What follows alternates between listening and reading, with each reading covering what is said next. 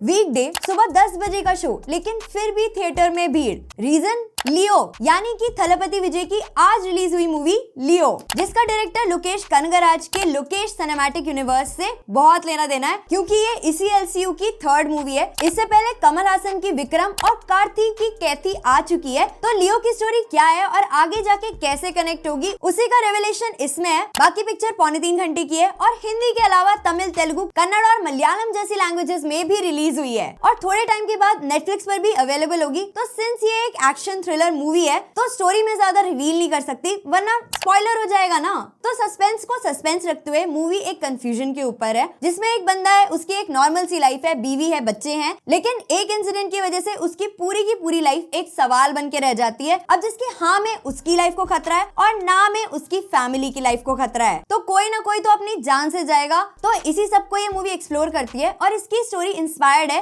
1997 में आई एक novel a history of violence से। तो स्टोरी, डायरेक्शन और बाकी सब चीजों पे जंप करने से पहले अगर मैं किसी चीज का स्पेशल मेंशन करना चाहूंगी तो वो है इसकी कास्ट और उसकी परफॉर्मेंसेस, स्पेशली स्टार थलपति विजय, जिन्होंने अपनी परफॉर्मेंस को एकदम एस किया है। जो उनका कैरेक्टर दिखाया और जो उसका ट्रांजिशन दिखाया है, उससे पता चलता है कि उनकी स्क्रीन प्रेजेंस कितनी इंपॉर्टेंट है। और ये तो तभी देखने को मिल गया था जब उसके ट्रेलर ने भी काफी रिकॉर्ड्स तोड़ दिए थे। तो हर एक फ्रेम और हर एक अवतार में काफी पावर पैक परफॉर्मेंस दी है। और अगर मैं ये कहूँ कि he has totally stolen the show, तो वो 100% सही होगा, क्योंकि उनके परफॉर्मेंस में मुझे तो कोई कमी नहीं लगी। नेक्स्ट इंपॉर्टेंट कैरेक्टर है इसमें संजय दत्त का, और हर सीन में उनका जो स्वैग है, जो एंट्री है, जो उनका एटीट्यूड है, उससे पता चलता है कि वो कितने बड़े स्टार हैं। और स्क्रीन पे भी एक अच्छा कंपटीशन देते हैं, तो वो काफी इंटरेस्टिंग था। लेकिन मैं चाहती थी कि उनका कैरेक्टर थोड़ा और दिखाया जाता तो वो और भी अच्छे से निकल के आता। इसके अलावा मूवी में जितने भी एक्टर्स हैं, चाहे वो त्रिशा हो, चाहे वो अर्जुन सर्जा हो,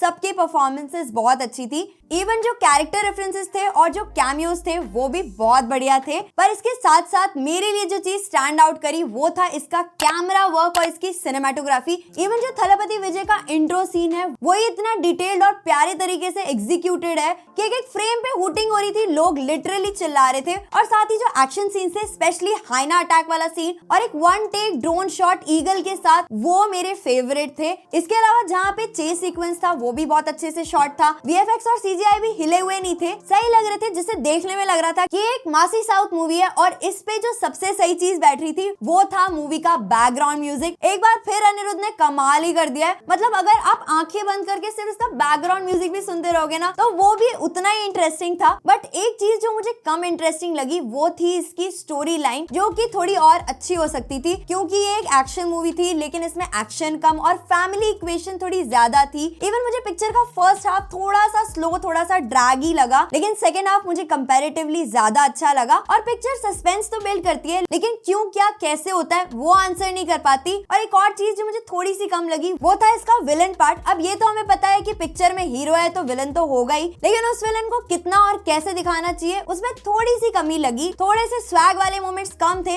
लेकिन सीरियस सिचुएशन में भी किसी को कैसे हंसाना है वो कॉमिक मोमेंट्स थे और ऑडियंस भी उसमें हंसी। और मूवी को जिस भी तरह का रिस्पॉन्स मिल रहा हो या फिर आगे चलकर मिलेगा, इससे पहले ही अनाउंसमेंट हो चुकी है कि इसका सीक्वल आएगा, लेकिन पहले विक्रम और कैथी का सेकंड पार्ट आएगा, उसके बाद या फिर उसके आसपास ही इसका भी सीक्वल आएगा। तो ओवरऑल कंक्लूजन तो यही है कि अगर आपने इस यूनिवर्स की कोई भी मूवी नहीं भी देख रखी तो भी कोई टेंशन नहीं है, आपको स्टोरी समझ में आएगी। अगर आपको क्लाइमैक्स का सीन ना भी समझ में आए तो, और अगर आप साउथ सिनेमा को इतना फॉलो नहीं करते, कुछ ही मूवीज देख रखी हैं जैसे कि बाहुबली, केजीएफ या फिर आरआरआर टाइप, तो आपको वो चीज देखने के लिए नहीं मिलेगी, क्योंकि ये एक बिल्कुल ही डिफरेंट टाइप की मूवी है, एक अलग ही जॉनरा है, एक अलग ही यूनिवर्स से बिलोंग करती है। तो अगर साउथ सिनेमा के डाई हार्ड फैन हो तो डिसअपॉइंट नहीं होने वाले हो। स्टोरी भले थोड़ी वीक हो, बीच बीच में थोड़ी सी स्ट्रेच भी लगे, लेकिन ओवरऑल मूवी वो फ्लेवर और फील दे जाती है। ऑल्सो मूवी वैसे तो फैमिली फ्रेंडली है, सिर्फ एक किस सीन है और सिंस एक्शन मूवी है तो खून खराबा भर भर के है, तो अब इसे थिएटर में देखना ऑप्ट करना चाहिए या नहीं। तो अगर डेडिकेटेड एक्शन लवर हो, साउथ की मूवीज पसंद है, थलपति विजय, संजय दत्त भगत या फिर त्रिशा के बड़े फैन हो या फिर अनिरुद्ध के बैकग्राउंड म्यूजिक के फैन हो, अगर इनमें से कुछ भी हो तो आपके लिए ये मूवी थिएटर वर्दी तो डेफिनेटली है। तो बस अगर ऐसा है तो टिकट बुक करो, और अगर ऐसा नहीं है तो चैनल को और स्क्रॉल कर लो, हो सकता है आपको कोई ऐसा सजेशन मिल जाए जो आपके टेस्ट से मैच करता हो। तो अगर ये वीडियो पसंद आई हो तो वीडियो को लाइक कर देना, और अगर ओवरऑल चैनल पसंद आया है, चैनल पे पहली बार आए हो तो चैनल को सब्सक्राइब जरूर कर लेना, सो दैट हम जल्दी मिल सके नेक्स्ट इंटरेस्टिंग सी वीडियो में।